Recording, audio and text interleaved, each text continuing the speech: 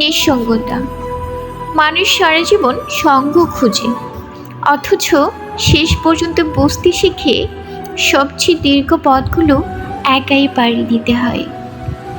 আমি নিঃসন্দেহকে ভয় পাই না, ভয় পাই প্রত্যাশাকে।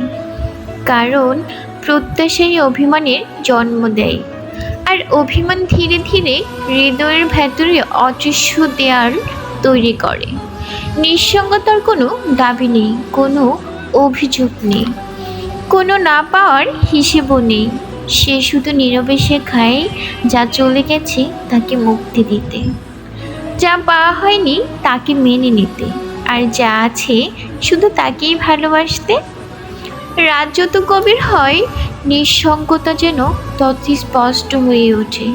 তখন বোঝা যায় মানুষের ভিড়ে থেকেও একা হয়ে যাওয়া, আবার একা থেকে পরিপূর্ণ হওয়া।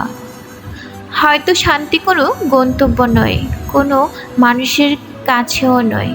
শান্তি হলো নিজের ভেতরে ফিরে আসার এক শিল্প, আর সেই শিল্পের সবচেয়ে নীরব শিক্ষক হলো নিঃসঙ্গতা।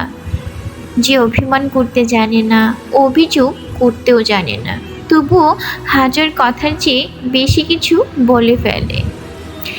যে মানুষ নিঃসঙ্গতার ভাষা শিখে ফেলে, সে আর পৃথিবীর কাছে শান্তি ভিক্ষা চায় না। কারণ তখন সে জেনে যায় শান্তির কোনো প্রাপ্তি নেই। শান্তি হলো নিজের ভেতরে ফিরে আসার এক ক্ষমতা। Thank you. হ্যালো লিসেনার্স, অসংখ্য ধন্যবাদ এতক্ষণ পর্যন্ত আমাদের সাথে যারা ছিলেন, গল্পটি শুনেছেন। আজকে কণ্ঠে ছিল আয়াত ইসলাম অনু, আর সঙ্গে আছি আমি আর জাহান আহমেদ। এখন পর্যন্ত আমাদের পেজটি যারা ফলো করেননি দ্রুত ফলো করে দিবেন, আর ইউটিউব থেকে যারা শুনছেন অবশ্যই সাবস্ক্রাইব করে দিবেন।